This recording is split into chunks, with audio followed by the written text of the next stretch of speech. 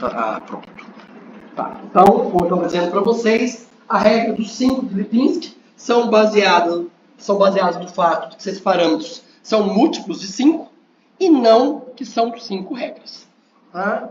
Depois desse trabalho de Lipinski, outros trabalhos surgiram para tentar predizer parâmetros que pudessem mensurar quais moléculas são bem absorvidas por via oral ou não. Uma das regras ou trabalhos mais famosos nesse sentido são as regras de Weber, que falam então da permeabilidade como, aliás, moléculas que têm boa permeabilidade são aquelas, melhor dizendo, moléculas que têm boa biodisponibilidade oral são aquelas que têm menos de 10 ligações rotacionáveis, menos uma área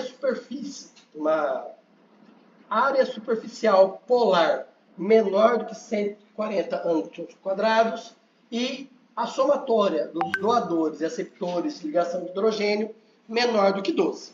Tá? A questão de ligação rotacionável e doador e aceptor, facilmente, olhando para a molécula, você consegue perceber isso. O cálculo da área superficial polar já é um pouquinho mais complicado. Tá? Dá para fazer no computador facilmente? Dá. Mas não é algo tão simples quanto, por exemplo, o log-P. Então, as regras de Lipinski, elas são muito mais famosas, muito mais utilizadas do que as outras regras, como de Weber. E depois de Weber surgiram várias outras, que surgiram dizendo, olha, a de Lipinski falha nisso, falha naquilo, a nossa regra é melhor. Tá?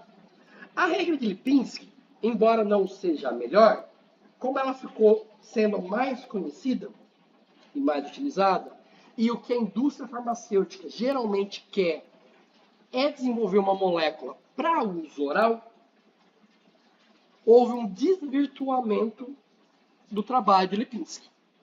Por quê? Ele fez um trabalho para dizer, ó, isso aqui tem boa biodisponibilidade oral, essa não. A indústria farmacêutica entendeu, essa molécula parece com um fármaco e essa não. Então, todas as moléculas que não obedecem às regras de Lipinski começaram a ser descartadas dos programas de desenvolvimento de fármacos. O que às vezes é um erro estratégico, porque às vezes você pode querer algo que seja injetável, que a via de administração não vai ser oral. Então, é preciso tomar esse cuidado quando a gente usa a regra de Lipinski. O objetivo original dele não foi esse, mas todo mundo começou a citar o artigo dele, ele também ficou de quieto na dele, né? Super famoso, mais de 8 mil citações por ano. Para que eu vou falar que vocês estão falando coisa errada no meu artigo? Deixa aí, tá? E aí, uma das críticas pelas quais surgiram outras regras é que a regra de Lipinski leva em consideração o log-P. E a gente já viu, inclusive, naquela discussão da aula invertida, que log-P só serve para descrever a lipofilicidade de moléculas neutras. Quando a molécula está ionizada, aquele valor de log-P da lipofilicidade altera. Tem um trabalho do final do século passado que diz que 95% dos fármacos até então comercializados têm grupos ionizáveis. Poxa, se tem grupos ionizáveis e para moléculas que se ionizam o log-P não consegue explicar a lipofilicidade, por que cargas d'água eu vou continuar usando uma regra que usa um parâmetro que não serve para nada? Tá? Depois desse trabalho aqui, surgiram outros, dizendo que não é exatamente isso. São apenas 60 e poucos por cento dos fármacos que têm grupos ionizáveis em pHs que realmente afetam a lipofilicidade, mas mesmo assim, é um número grande. Mais de 60% dos fármacos, o valor de log-P predito lá não corresponde à realidade. Na aula prática, dessa semana, nós vamos discutir exatamente isso. Quem já fez a aula prática sabe do que eu estou falando. Tá? Falamos e discutimos bastante de lipofilicidade. Vimos que a ionização interfere na lipofilicidade. Então, a gente vai ter que entender como que esses dois fatores conversam um com o outro. E para eu entender de ionização, eu preciso reconhecer grupos ionizáveis. E a ionização de um grupo, de certa forma, tem a ver com o fato dele ser um ácido ou uma base. Então, para eu descrever esses grupos ionizáveis, eu vou ter que usar uma teoria de ácido-base. Vocês, ao longo da vida, viram várias teorias de ácido-base, desde Arrhenius até Lewis. E cada uma delas foi surgindo para explicar situações novas. Por exemplo, as regras de ácido e base de Lewis, elas surgiram para explicar reatividade química. Por que grupos reacionais reagem entre si em condições reacionais. Então, no meio apolar, a alta temperatura, sem influência de água, sem solvente prótico, e assim por diante. Porque as teorias anteriores não conseguiam explicar por que as moléculas estavam reagindo entre si. Quando a gente pensa agora no sistema biológico, ele não é parecido com o sistema que Lewis quis descrever. Então, eu vou gastar um tempinho, empregar um tempinho da aula para desconstruir um pouco o conhecimento de vocês. Porque o pessoal da orgânica se esforçou bastante para que vocês entendessem o que é um ácido e uma base de Lewis.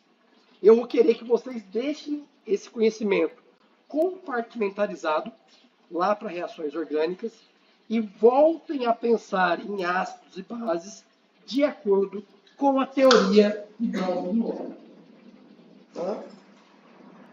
Por quê? Porque Brown-Forman criou essa teoria para descrever a acidez e basicidade em sistemas solvatados diluídos. Que é basicamente o ser humano. Você joga um fármaco, ele vai se diluir, né? A gente não tem aquecimento, a gente não tem as condições de Lewis. Tá? Então, é a teoria de ácidos bases que mais vai se adequar para descrever as condições biológicas. E de acordo com o Brown-Forman, vocês já conhecem isso, né? Ácido é uma substância capaz de doar prótons para o meio, formando uma base conjugada. Enquanto que a base é a substância capaz de receber esse próton, dando origem ao ácido conjugado.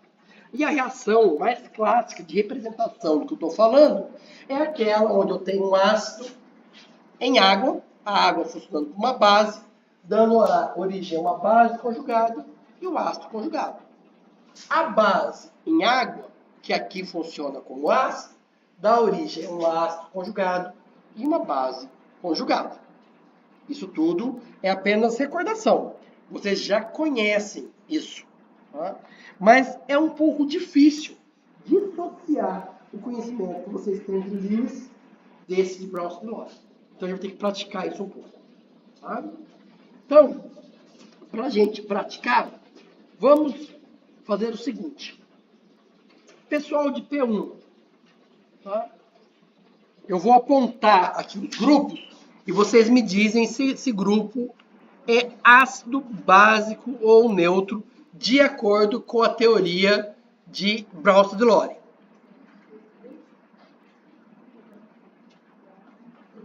Quem é de P1 sabe que é de P1? Vocês sabem as turmas que vocês são? Então, ó, P1 eu vou chamar de quem fez aula segunda-feira, 1h da tarde. P2 começou a aula 2h50. P3 é a quarta-feira, 1h. P4 é quarta-feira, 2h50. Todo mundo já sabe onde está? Então, vamos lá. Esse grupo aqui.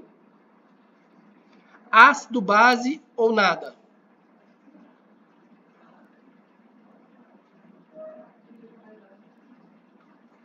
Para Brown-Forman, ele não é nada.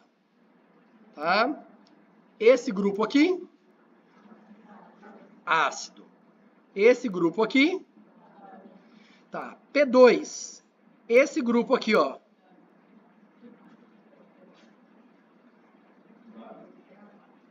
É uma base. Por que vocês acham que é uma base? Vamos lá. Eu podia começar a falar isso desde o outro, né? Mas eu vou começar por aqui. Por que vocês reconhecem isso daqui como uma base?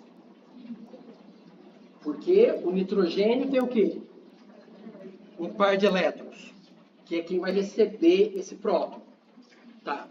Vocês perceberam que eu circulei não só o nitrogênio, mas ele vizinho a uma carbonila? Quando esse nitrogênio está vizinho à carbonila, qual que é essa função orgânica? Amida. Aqui é uma amida cíclica, mas vamos pensar na amida. Na amida, o par de elétrons fica no nitrogênio? Ele fica deslocado. Ao se deslocar, a capacidade de receber esse próton é severamente reduzida. Então, a basicidade desse grupo diminui muito. Por isso que Browse e Lore diz, olha, isso daí não tem basicidade suficiente no sistema biológico. Então, a amida é considerada como um grupo neutro. Tá? P3 tem aqui de novo uma amida, né? Então eu não vou falar. Isso daqui.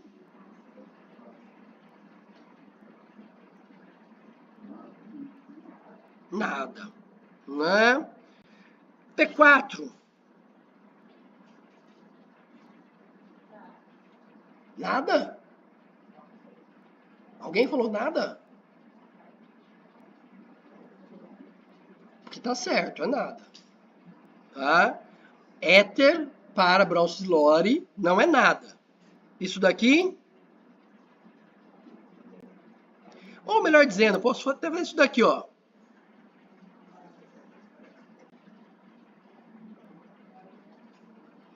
Ácido, base ou nada? P4. Bom, se eu olhar para o nitrogênio isoladamente, ácido, base ou nada? Base, né? Todo mundo, esse grupo aqui, ó, vocês reconhecem quem é esse grupo aqui? Sulfonamida. A sulfonamida é um grupo ácido, básico ou neutro para Browse Lore? Não sei. Ácido. Por que é ácido?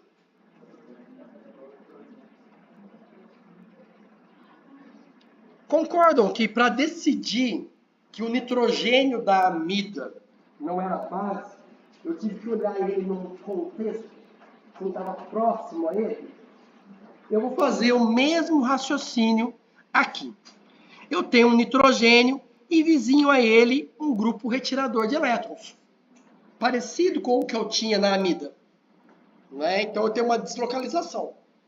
O que era básico deslocalizou, passou a não ser nada. Só que eu tenho ainda um outro grupo retirador de elétrons. Então, um grupo retirador passou de básico para nada, um outro grupo retirador de elétrons passou o que era neutro para levemente ácido. Tá? Então, a sulfonamida é levemente ácida.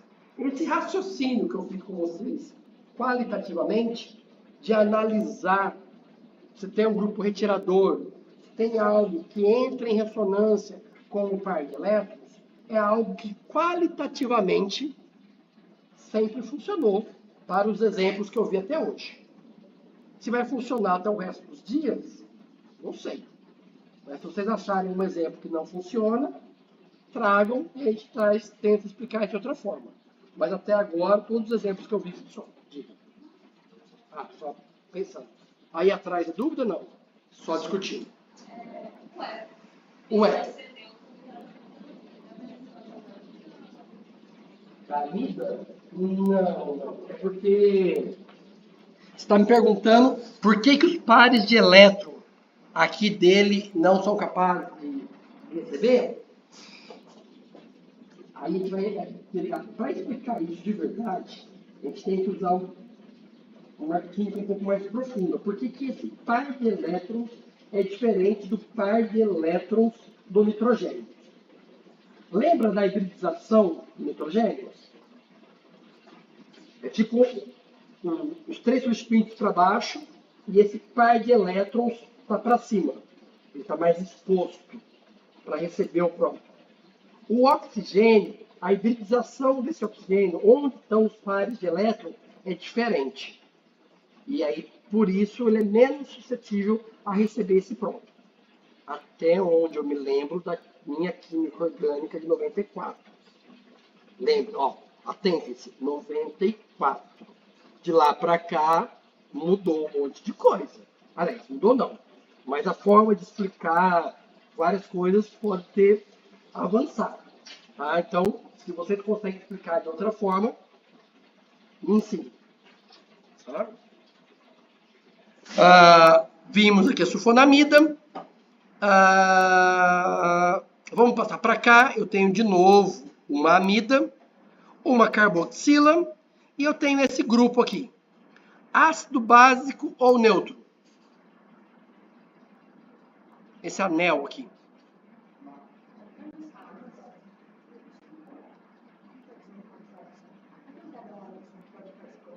Cara, fala muito baixinho.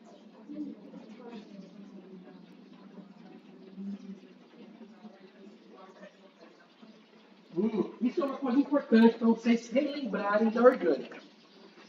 Eu tenho anéis heterocíclicos com nitrogênio, onde o par de elétrons faz parte da ressonância, e tenho anéis heterocíclicos, onde o par de elétrons não faz parte da ressonância do anel. Quando ele faz parte da ressonância, ele não está disponível. Aquilo ali, a basicidade é muito menor para Brown-Sidney. Na minha época, lá em 94, a gente chamava de anéis pi excedente ou pi deficiente, né? Quando o par de elétrons entrava. Para saber se o par de elétrons entra na ressonância ou não, tem uma regra da orgânica, que agora eu não vou mais lembrar o nome dessa regra.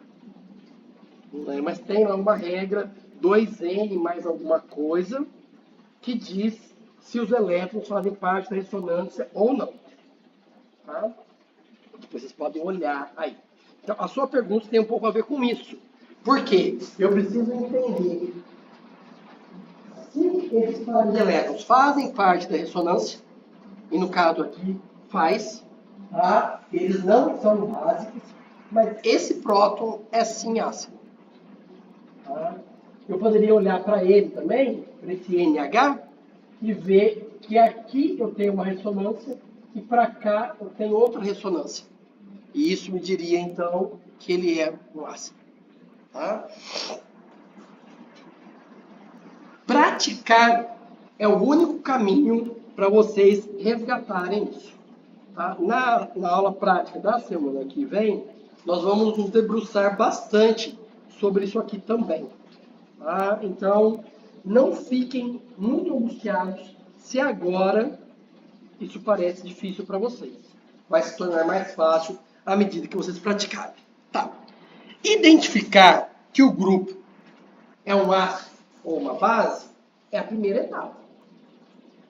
Tá? E eu acho que eu vou aproveitar já aqui para fazer uma pergunta. O que determina que esses grupos ácidos ou básicos estão ou não dissociados em pH 7.4? O pK? Então, eu vou dar um exemplo aqui. Eu quero que vocês me ajudem. Vamos dizer que eu tenho duas moléculas A e B. A tem um pKa de 3,5 e B tem um pKa de 8. Quem que é ácido? Quem que é base? Ácido é o A ou o B?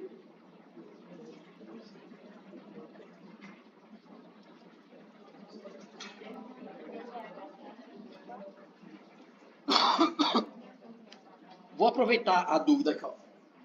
Quem está dissociado em pH 5?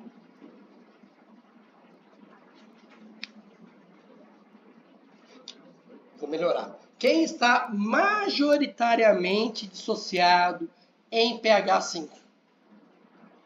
A ou B? A resposta correta é não sei. Porque o valor de pKa não diz se um grupo é ácido ou básico.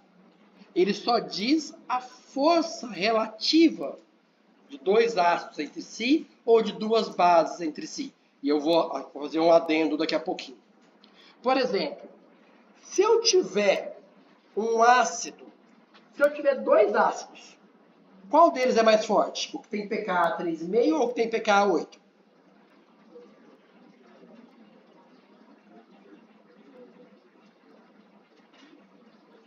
E isso é uma coisa muito importante para o desenvolver da aula. Se alguém não consegue ver isso claramente, é a hora de discretamente levantar a mão. Porque as coisas vão ficando... Uma coisa depende da outra. Lembra da história que eu falei da menina que... lá na frente falou assim... professora, eu não entendi. Então, esse é um daqueles momentos chave. Esse é o momento de falar, não entendi. Todo mundo entendeu? Não. Então tá. Mas vocês lembram que uma molécula que tem pKa 3,5, em pH 3,5, ela está 50% neutra, 50% dissociada. Então, eu vou usar esse exemplo como se fosse um ácido, né? E imaginem que aqui está o meu pH 3,5. Para cá, valores mais ácidos, para cá, valores menos ácidos. Tá? Nesse lugar aqui, 50% da minha população está neutra, 50% está dissociada. Vejam que eu fiz um movimento com as mãos aqui para indicar. Tá? Por que eu sei que num pH abaixo do pKa residem as moléculas neutras? Pelo seguinte, qual que é a definição de ácido? Ácido é quem quer doar para o meio. Então eu quero empurrar meu próton para o meio. Em pHs abaixo de 3,5, tem mais próton no meio ou menos do que em 3,5? É mais fácil ou mais difícil eu empurrar meu próton para o meio? Mais difícil. O meio tem mais, ele empurra para mim. Então aqui o ácido vai estar majoritariamente neutro.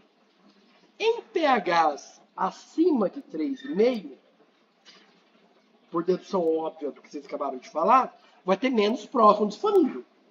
Se tem menos próton no meio, é mais fácil para eu, ácido, empurrar meu próton para o meio e eu me dissociar. Eu estou doando para o meio. Tá? Então, um ácido que tem pKa de 3, ele é mais forte do que o ácido que tem pKa de 8. Porque esse ácido que tem pKa de 3,5, em pH 4, ele já está majoritariamente dissociado. Ao passo que o ácido que tem um pKa de 8, em qualquer pH abaixo de 8, ele é tão fraco que ele não consegue empurrar nada para o meio. Ele só consegue empurrar prótons para o meio em pHs acima, próximos de 8. E acima disso, majoritariamente. Tá? Para bases é o contrário. Porque a base ela quer receber o próton do meio. Então a base, quem que é uma base mais forte? 3,5 ou 8? 8? Todo mundo consegue enxergar isso ou eu preciso explicar de novo? Então a gente já sabe que a escala de pKa vai me dizer a força relativa. Mas eu posso ter um ácido com pKa 3,5 e posso ter um ácido com pKa 8, como foi meu exemplo. Eu posso ter uma base com pKa 8 e eu posso ter uma base com pKa 3,5. Então, o valor de pKa não diz se o grupo é ácido ou básico. Vocês precisam primeiro reconhecer ele como um ácido ou uma base de Bronx-Lore, para depois saber aplicar o valor de pKa nas contas que a gente vai utilizar aí. Tá? O que eu vou querer saber é o seguinte: em que pH a minha molécula é melhor absorvida? A gente está falando de propriedades magnéticas, absorção, permeabilidade e assim por diante. A molécula é melhor absorvida na forma neutra ou na forma carregada? Então, o pH onde a molécula estiver majoritariamente neutra, ou a faixa de pH, é a faixa que me interessa. Por que isso é importante? Por diversos fatores. Por exemplo, no estômago, antes da refeição, eu tenho um pH. Depois da refeição, esse pH se eleva. É melhor eu tomar o medicamento antes da refeição ou depois da refeição? Isso é válido para todos os medicamentos? Ou dependendo do caráter ácido e base, isso vai mudar? É aí que a gente vai aplicar esse conhecimento, para entender a pergunta mais básica que se faz no balcão da farmácia, né? É para tomar antes ou depois do almoço? Em jejum ou com café da manhã? É muito forte isso? Né? Aquelas perguntas que às vezes têm uma razão e às vezes é puro folclore. Tá? Então a gente vai utilizar para isso. Para calcular onde a molécula está majoritariamente neutra ou majoritariamente ionizada, eu vou usar a equação de Ramsay-Hasselbalch, que vocês já conhecem. Vocês viram ela em vários lugares diferentes ao longo do curso superior de vocês. E vocês viram elas escritas de formas diferentes. Tá? Eu gosto dessa maneira aqui. Vocês precisam gostar dessa forma? Não, não precisa. Se você sabe escrever a equação de Ramsay-Hasselbalch do jeito correto, você pode, inclusive, começar a olhar o celular agora e parar só daqui 5 minutos. Porque eu vou tentar convencer vocês que essa é melhor. Se você já está satisfeito com a sua, pode me ignorar solenemente. Eu não vou olhar para ver se vocês estão olhando o celular ou não, tá? Para vocês ficarem mais simples. Por que eu gosto dessa? Eu gosto dessa porque eu consigo deduzir. Deduzir quer dizer, eu consigo entender como que eu chego nela, a partir de conceitos básicos. Não é?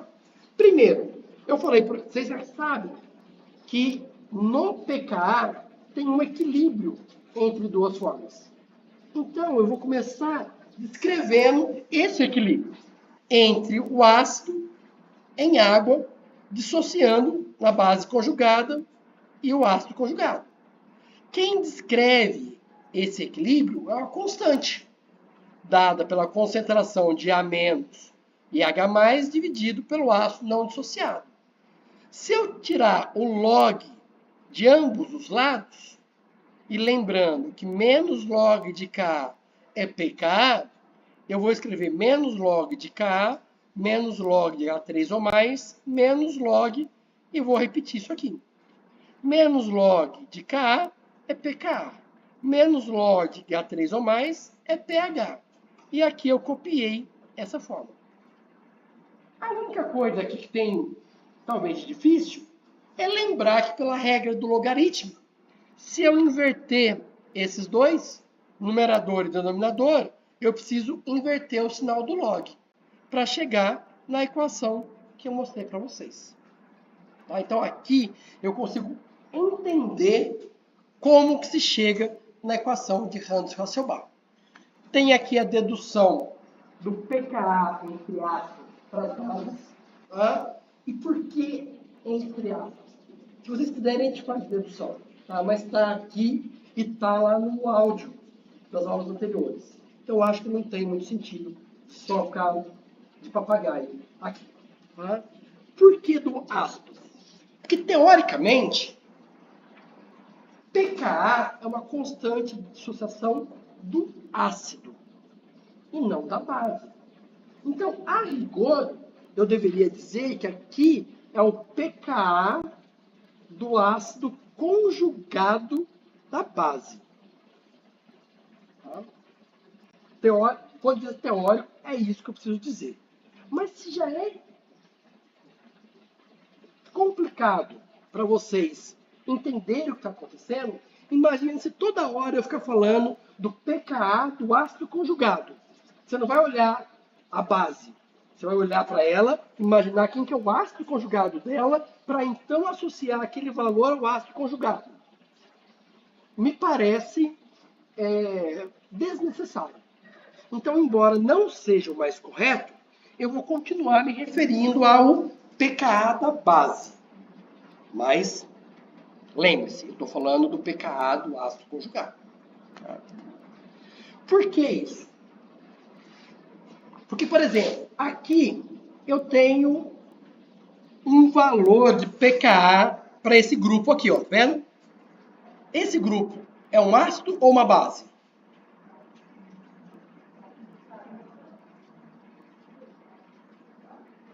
É uma base. Então, a rigor, ele não tem pKa. Quem tem pKa é o ácido conjugado dessa base. Mas, para simplificar, eu vou falar que é o pKa da base. Tá? Existe uma relação. Quanto mais forte o pKa do ácido conjugado, mais fraco é a basicidade da base. E vice-versa. Tá? Mas isso é fácil da gente entender aqui. Então, por exemplo, vou pegar essa base e essa base aqui.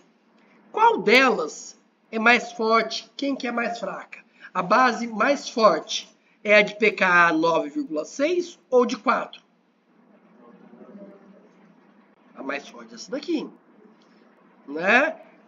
Então, é fácil entender a força relativa usando essa forma mais direta de falar. Então, eu não vou me ater muito a isso. Por que eu quis fazer esse parênteses? Porque lá no livro da professora Elizabeth Ferreira, que é uma das bibliografias recomendadas, no capítulo 1, que fala sobre a questão do pKa, tem exatamente essa explicação. Na verdade, uma explicação talvez um pouquinho mais rebuscada, talvez um pouco mais didática. Mas é para não gerar confusão, né? Comigo falando pKa da base e o livro dizendo que não existe pKa de base. Tá? Essa aqui, por exemplo, é uma outra fórmula para apresentar a equação de Hunt-Hasselbalch. Essa você já deve ter visto, que é uma para base, outra para ácido. Tá? É muito prática, mas vocês vão notar que existe uma diferença entre elas. Tem a fórmula também que inverte o pH com pKa e mantém isso aqui fixo. Tem diversas formas diferentes. O importante é o seguinte: vocês perceberem se o resultado matemático faz sentido ou não. O que eu quero dizer com isso? Vamos pegar aqui esse exemplo do ácido com pKa de 3,5. Esse ácido que tem pKa de 3,5 em pH 5, ele vai estar majoritariamente neutro ou majoritariamente dissociado? Majoritariamente dissociado. pH acima do pKa, dissociado.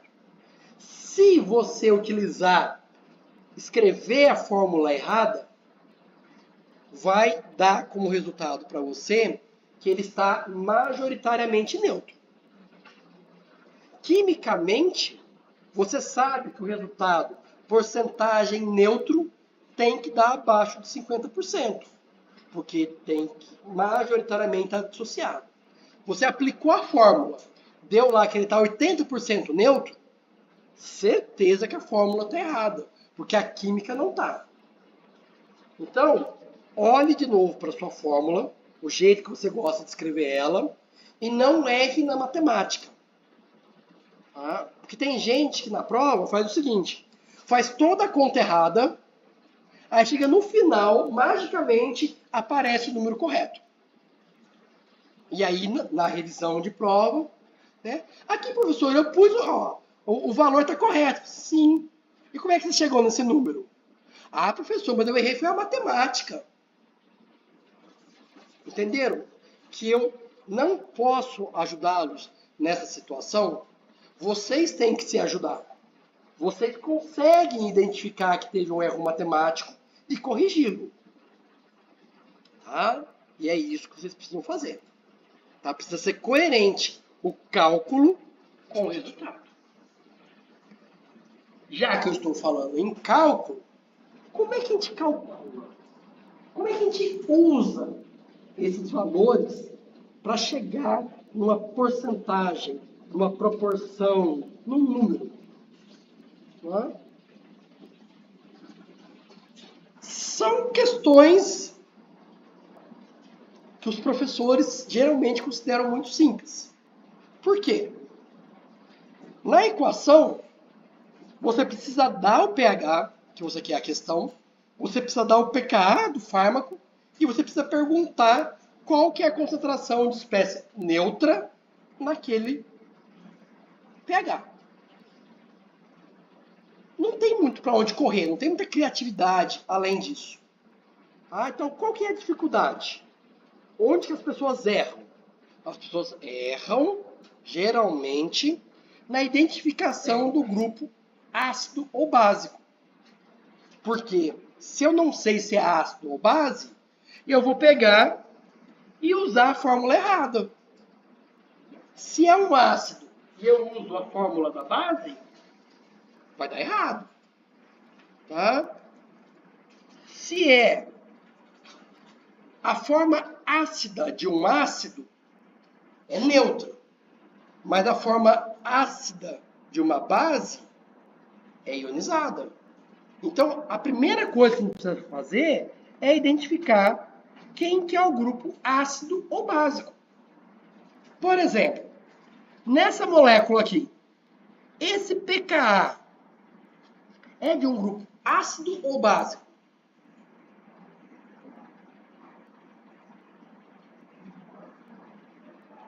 Quem que é o grupo ionizável nessa molécula?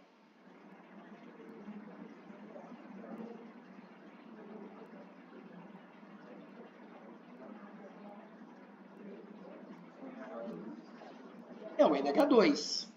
O NH2 é uma base ou é um ácido? É uma base. Acabou o desafio. A partir daí é matemática. É aplicar, ó. Foi dado o pKa, foi dado o pH, é aplicar a equação.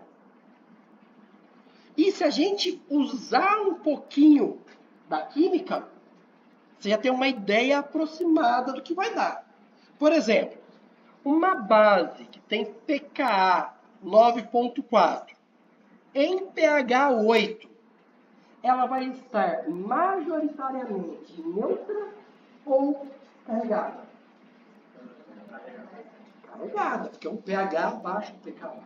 Então a conta tem que dar abaixo de 50%. Não tem como ser diferente disso. Tá?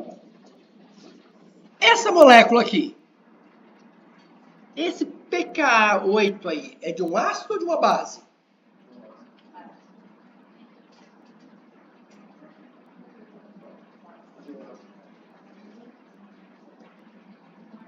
Não me parece que foi tão unânime assim.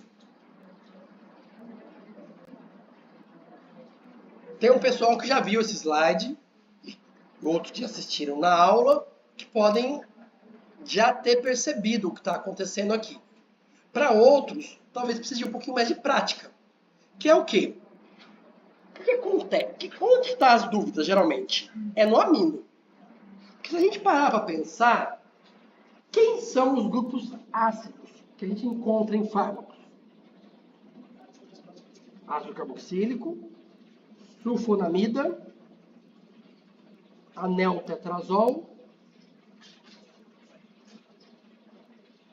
Não tem muito mais. Não tem uma variedade muito mais maior de grupos ácidos.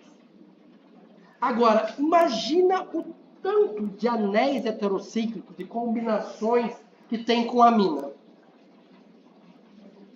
Eu vou colocar para vocês no Moodle uma tabelinha grupos de amina, anéis, coisas encontradas em fármacos. Se bem que eu não sei se eu vou colocar, não, senão vocês vão ficar meio desesperados. É muita coisa. Não dá, assim. Tem lá os grupos, os valores de pKa. Não é, a minha intenção não seria que vocês decorassem, mas só que vocês percebessem o contexto, como que aquilo influencia no pKa e assim por diante. Tá? Mas se for para desesperar vocês, eu não coloco. Não, saber que não vai cair é isso que está falando. Eu disse que não precisa decorar os valores de pKa e que é para você ter uma ideia que é ali que está a questão da diversidade. Mas, mesmo assim, se eu olhar os grupos amina no contexto, na vizinhança, não vai ter erro. Olhar para o amino isolado, certeza que vai dar erro. Tá? Porque se eu olhar para o amino isolado, aqui é o quê? Uma amina secundária. Você diria que é o quê, inicialmente? Uma base. Mas essa amina secundária está vizinha a uma carbonila. Então, a basicidade dela já não é isso. Vai já de básico para neutro. E aqui eu tenho um outro amida. Então, eu tenho um outro efeito retirador de elétrons, que vai tornar isso daqui um ácido fraco, bem fraco. Por isso que o pKa está lá em 8. Se fosse um ácido mais forte, seria um pKa parecido com o carboxílico, que é em torno de 3. Mas aqui é um ácido bem mais fraco. Tá? E aí, de novo, tem o pKa, tem o pH, é só aplicar na fórmula. Tá? Aqui tem alguns números. Tá? Vamos ver isso na prática, pelo menos uma vez, como é calculado. Depois vocês podem fazer isso exaustivamente em casa, caso vocês queiram. Tá? Eu vou pegar aqui um exemplo da base do homobarbital, perdão, não, do ácido homobarbital, que tem pKa de 8, em pH 7.4. Tá? Primeiramente, eu vou pegar a fórmula e vou substituir pKa, pH. Subtraí um do outro, isolei o log, log igual a 10,06. Vou elevar a base do log ao expoente, 10 elevado a 0,6, 3,98. Aqui eu tenho a relação entre eles. Então, é mais ou menos 4 moléculas na forma ácida para cada uma molécula na forma básica. Mas a proporção não me diz quanto da molécula está numa na outra. Me diz só uma proporção relativa. Eu preciso calcular qual que é a concentração. Quantos por cento é isso? Né? E aqui, inicialmente, eu tenho duas variáveis, que é forma ácida e forma básica, e apenas uma equação. Então, eu preciso transformar isso em algo que tem apenas uma variável. Vocês aprenderam isso lá no ensino fundamental. Né? Por quê? A soma dessas duas formas aqui tem que dar 100%, concorda? Neutro mais ionizado tem que dar o 100%. Então, se eu chamar forma ácida de alfa, poderia ser X, beta, a letra que você for, eu vou chamar a forma básica de 1 menos alfa. E aí agora eu converti o que eram duas variáveis em uma variável só. Outro erro muito comum encontrado nas provas.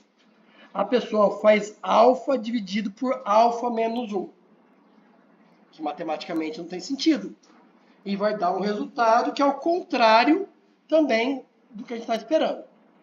Tá? Então, cuidado com os pequenos deslizes matemáticos que resultam em algo totalmente errado.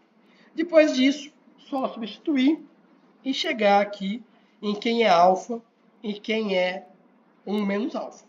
Importante, alfa é a forma ácida.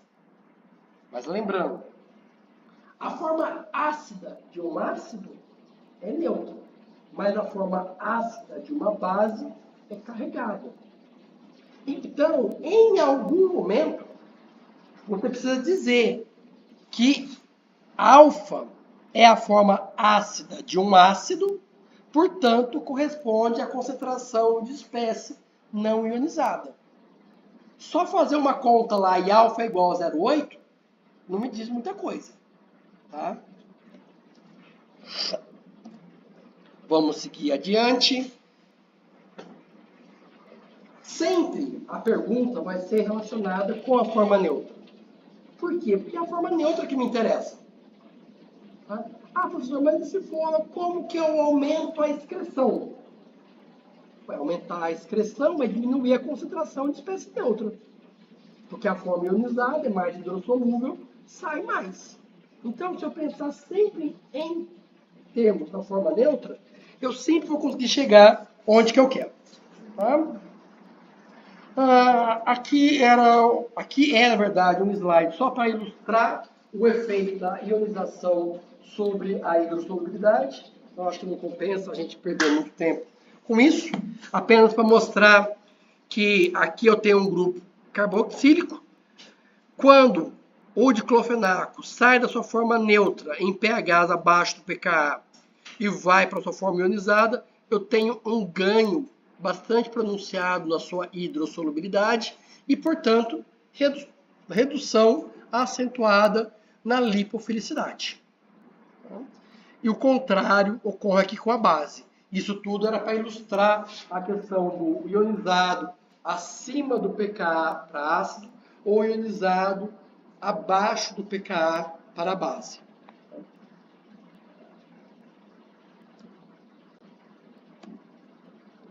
Sim. Como que a gente utiliza essa informação da solubilidade no desenvolvimento de fármacos? De diversas formas diferentes. Tá? Uma delas, historicamente falando, foi no desenvolvimento das sulfas com atividade antibiótica. Antes da penicilina chegar no mercado, no final da década de 40, a única coisa disponível para tratar infecções sistêmicas eram sulfas. Então, qual que era o regime de prescrição? Se é uma infecção leve, pouca sulfa. Se é uma infecção mais generalizada, aumenta a dose enquanto o paciente aguentar e reza para que seja suficiente. Tá? O que observaram? Em pacientes que eram tratados com doses grandes de sulfa, percebeu-se uma maior incidência de cálculo renal. E quem tem cálculo renal, ou conhece alguém que tem cálculo renal, sabe que é uma coisa que ninguém quer ter na vida. Não é? Então, esse era um efeito colateral do uso de grandes concentrações de sulfa, que com certeza as pessoas queriam eliminar. De onde que vem a formação de cálculo renal e o uso de sulfa? Isso está associado com o pKa da sulfonamida, que é um ácido fraco, nós já vimos, tem pKa de 10. Em pH urinário, 6, a concentração relativa de forma ácida para básica é de 25.000 para 1. Né? A forma ácida de um ácido é neutra, portanto, menos hidrossolúvel. O que acontecia com essa forma neutra era precipitação, formação de microcristais, ao redor do qual o cálculo renal ia crescendo. O que a gente precisa fazer? A gente precisa modificar esse grupo de forma que ele tenha um pKa mais apropriado. O pKa mais apropriado é um pKa maior ou menor? Eu quero que essa molécula esteja mais hidrossolúvel, que ela não forme os microcristais. Então, tem que ser menor, para que uma proporção maior da molécula esteja ionizada. Eu quero, então, que esse ácido seja um ácido mais forte ou mais fraco? Mais forte. Para tornar ele um ácido mais forte, na vizinhança dessa sulfonamida, eu preciso colocar um grupo retirador de elétrons ou um grupo doador de elétrons.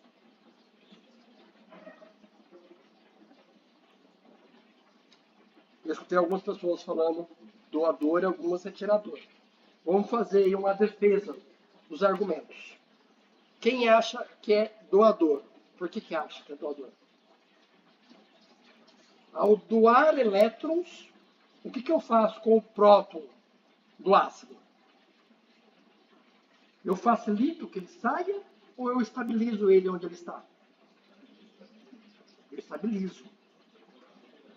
Ao passo que se eu colocar um retirador de elétrons, eu estou fazendo com que aquele próton, que a nuvem de elétrons fique mais deslocada para o restante das moléculas e aquele próton fique mais livre, mais ácido para ser doado.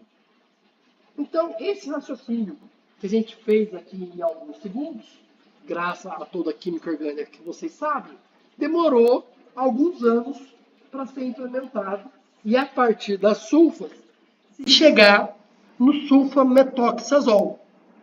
Colocaram um anel metiloxazol vizinho ao nitrogênio, que é ácido, por conta desse efeito retirador de elétrons. O pKa, que era de 10, veio para 6, e eu tenho agora uma molécula que continua, que mantém a propriedade antibiótica, antibacteriana, mas que não mais causa cristalúria, não causa mais a formação desses microcristais.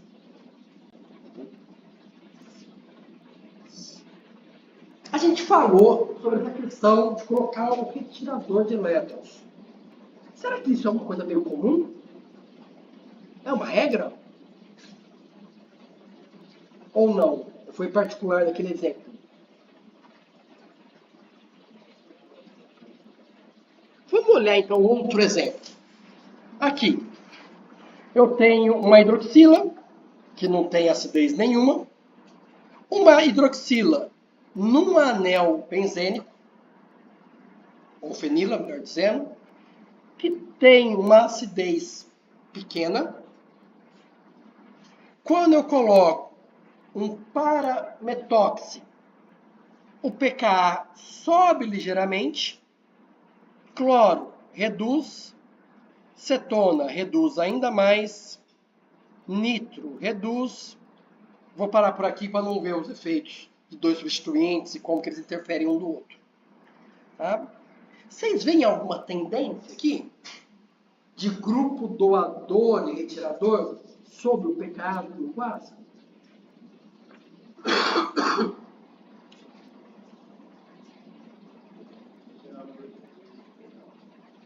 Torna o ácido sempre mais forte.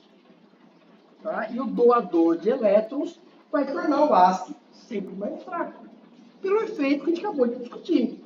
Se fosse válido apenas para um caso, não teria sentido discutir. A química valeria apenas para um caso? Não, porque discutir foi termo genérico. Né? Baseado, então, nessa observação genérica, Hammett criou umas tabelas do efeito de substituintes sobre a acidez. Quem que aumenta a acidez, quem que reduz a acidez. Por que eu estou falando disso? Hammett fez isso para efeitos para os efeitos eletroindutores, né, de ser doador ou aceptor de elétrons. Tá? Tem um pesquisador que fez a mesma coisa para as contribuições hidrofóbicas, que é grupos que aumentam a lipofilicidade e que reduz a lipofilicidade, que foi Hansch. Então, dependendo do livro que vocês forem estudar, vocês vão ver esses nomes de Hammett e de Hansch associados a grupos que aumentam ou diminuem a acidez e que aumentam ou que diminuem a lipofilicidade. E teve um pesquisador chamado Topliss, que lá na década de 60, quando não tinha computadores, ele fez um tal de gráfico de Topliss que relaciona log P, que são então, as contribuições π de Hansch, com as contribuições sigma de Hammett, para propor como que a gente sai de uma molécula e modifica ela para sempre ganhar atividade. Ó, a partir disso, você sintetiza 3 moléculas. Se a primeira deu maior atividade, você tem que fazer isso depois. Se ela deu menor atividade e a segunda deu maior, você vem para cá, e assim por diante. Tá? É um negócio bem interessante, que antigamente eu perguntava na prova.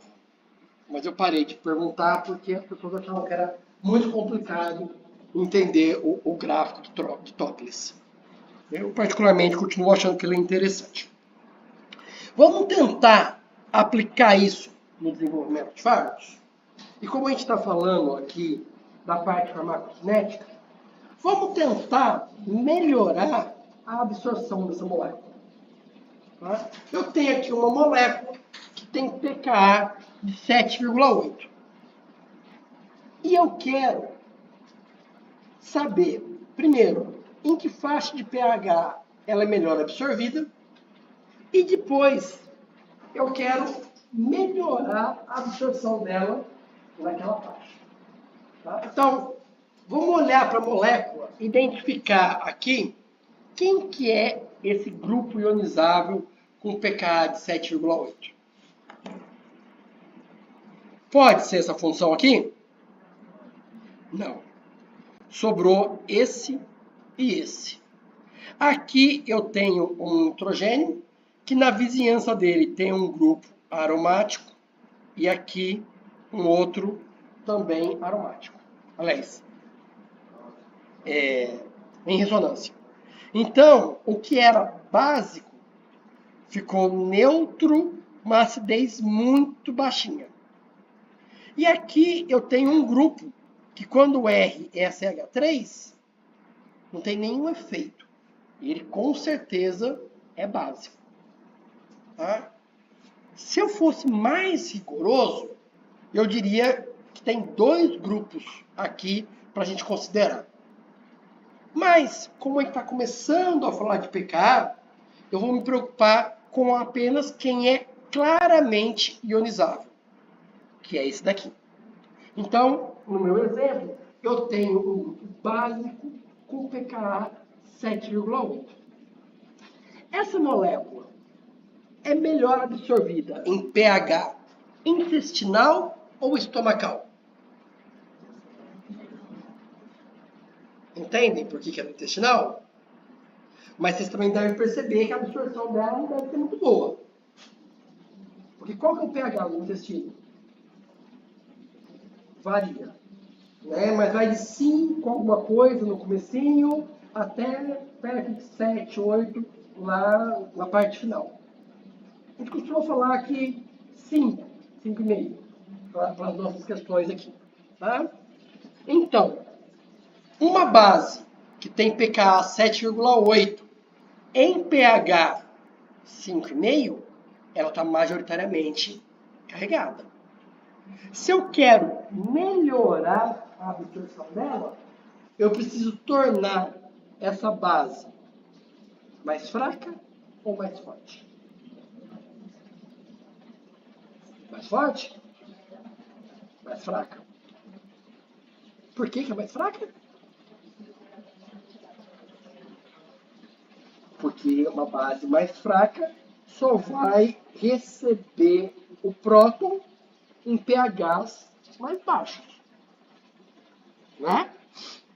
Para isso, eu tenho que colocar vizinho a essa base, para torná-la mais fraca, um grupo doador de elétrons ou um grupo retirador de elétrons?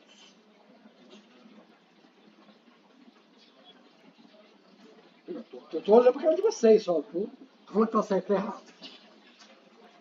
Para a base ficar mais fraca, eu tenho que colocar um grupo que doe elétrons ou que retire elétrons. Retire elétrons. Porque aquele par de elétrons que estava lá, se eu estabilizar ele lá, para ele receber o próton, eu estou fortalecendo minha base. Se eu colocar um grupo retirador de elétrons, que deixa aquele par de elétrons menos disponíveis para receber o próton, não é? É o comportamento contrário.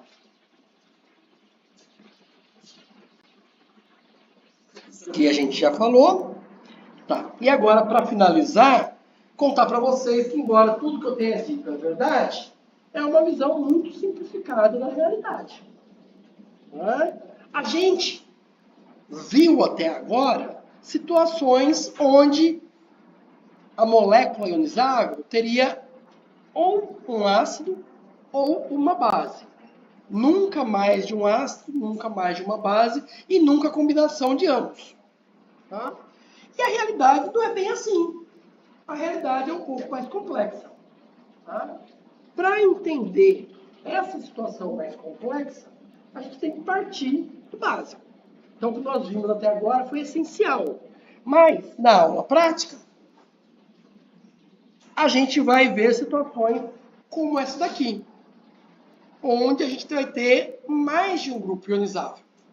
E a gente vai chegar a compreender como que esses diferentes grupos ionizáveis influenciam na absorção. Agora, a gente não precisa entender esses gráficos, mas o objetivo é, ao final da aula prática, vocês devem ser capazes de traçar esses gráficos. Se você, ao final da aula prática, não conseguir fazer isso, você não alcançou a sua meta pessoal. Tá? Você já sabe qual que é a sua meta pessoal. Isso aqui eu não vou falar agora não, porque é da prática. Eu gostaria, gente, não sei se vai dar tempo, que está muito em cima da hora, da gente simular como que seria o ponto extra desse primeiro módulo. Qual que é a minha ideia? A minha ideia é fazer uma atividade em grupo. E aí a nota é atribuída pelo grupo. Se vocês não preferirem isso, preferirem individual, é mais simples para eu organizar. Né? Porque aí é basicamente uma provinha, valendo meio ponto, que você vai ganhar ou não vai ganhar nada. Né? Dependendo do quanto você responder certo ou errado. Tá? Se for para fazer em grupo, seria basicamente nesse esquema aqui. Que é o quê? A gente vai dividir a turma, por exemplo, em turmas práticas, serão 4 grupos, P1, P2, P3, P4, e eu iria projetar para vocês algumas perguntas.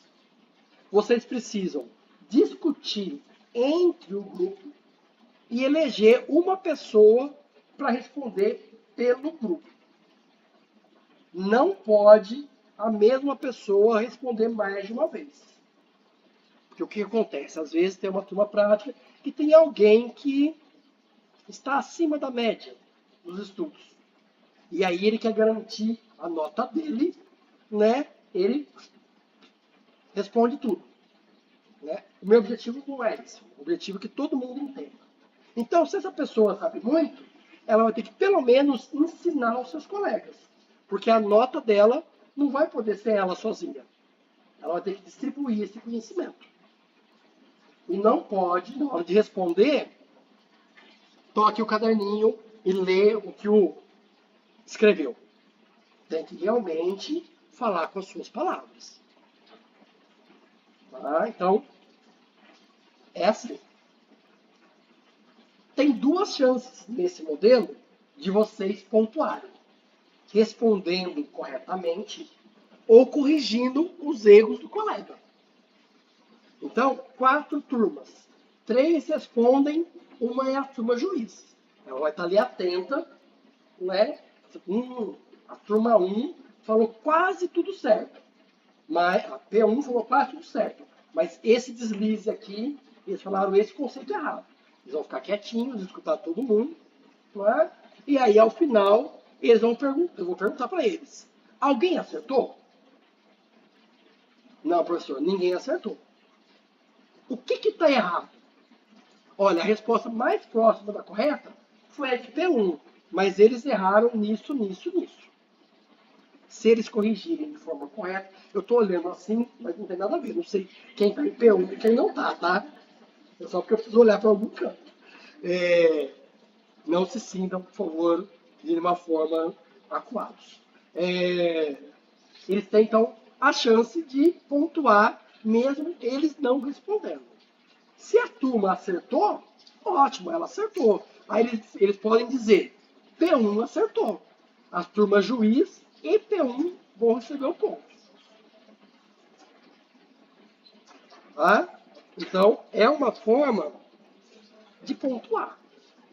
Não é? Oi. Então, na verdade, a minha ideia era realmente de fazer essa simulação, com pelo menos uma questão. Tem aqui, eu acho que 2 ou 3. É que aquele início de aula, que a gente ficou debatendo os gráficos, comeu um pouco do tempo que eu tinha reservado para isso. Mas não tem problema nenhum. Porque para vocês sentirem se vai dar certo ou errado, só precisa fazer 2 vezes. Diga.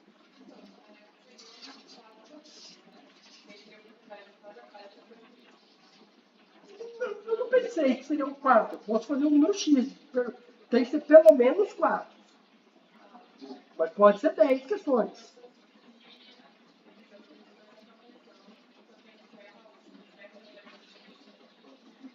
Não, eu não pensei nesse esquema de punitivo, de responder o errado. E a sua colega deve estar falando, você não vai ver.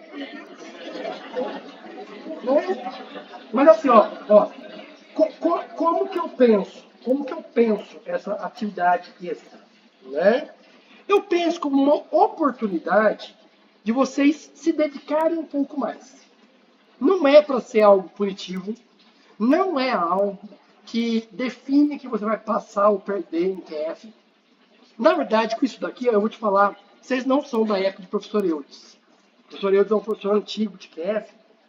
E quando a gente inventou, eu e ele, essa questão de ponto extra, o nosso raciocínio era o seguinte: nós vamos institucionalizar o choro do final do semestre. Em vez de você chegar no final do semestre, professor, está faltando só 0,2, você tem? Não, a gente vai institucionalizar. Ao longo do semestre, vocês têm chance de ganhar 1,5 ponto na teórica. Concordam que se vocês não aproveitarem esse 1,5 ponto, eu fico muito mais tranquilo, porque eu sei que se não, depois de tudo isso ainda faltou 0,2, é porque na verdade não está faltando só 0,2. Vocês entendem o raciocínio que eles têm? Porque assim, é claro que eu fico solidário à situação das pessoas que chegam no final do semestre faltando 0,2. Mas é difícil traçar um limite. Por que 0,2 é o 2, 0,3 não? Se eu dou 0,3, por que 0,5 é diferente de 0,3? Entendeu? Porque aí fica um negócio muito subjetivo. Então aqui não tem nada de subjetivo com o professor. É um mérito de vocês. Vocês vão se esforçar individualmente ou em grupo para ter a sua gordurinha lá. Na verdade, vocês deveriam pensar como se não existisse ponto nenhum. Se esforçar para passar com 5 sem isso daqui. Isso aqui é extra. Tá? Mais alguma questão? Vocês acham que dá para a gente... não vai dar para a gente gastar tempo dividindo as turmas práticas. Vamos fazer o seguinte. Reúne-se tipo assim... Oi? Isso, porque eu ia falar. Divida-se em 4 quadrantes da forma mais rápida possível. Se vocês quiserem realmente saber como que é a sua turma prática, vocês podem fazer. Só que eu preciso que isso seja feito em no máximo 3 minutos.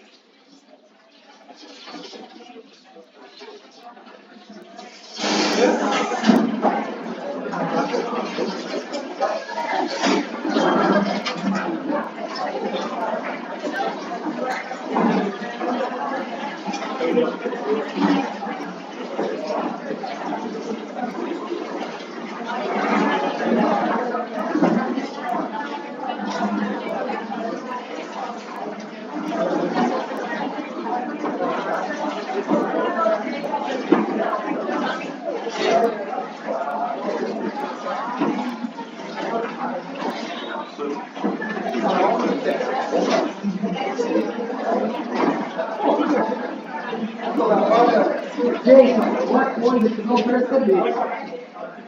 É importante que a discussão seja interna da turma. Né? Porque você pode ouvir, melhorar e você ganhar um ponto. No final, como fez a última vez, sempre vai fazer a resposta mais completa. Então, mas não começa sempre de P1 respondendo. E, não é, vai, então, vamos supor que a primeira pergunta seja para P1. A segunda pergunta vai começar para P2, a terceira para P3, a gente vai rodando. E, não sei se vocês leram até o final, mas quem deu a resposta correta não participa da próxima. Porque o intuito é que todo mundo possa ganhar. E por isso também que não são apenas 4 perguntas. Porque senão, cada um daria uma resposta correta, ou mais ou menos correta. Né? Vamos. Simulação. Simulação.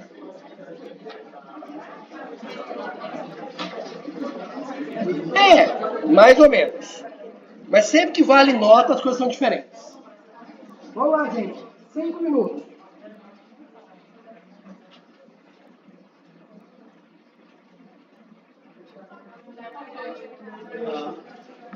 Eu posso parar aqui também agora. Peraí.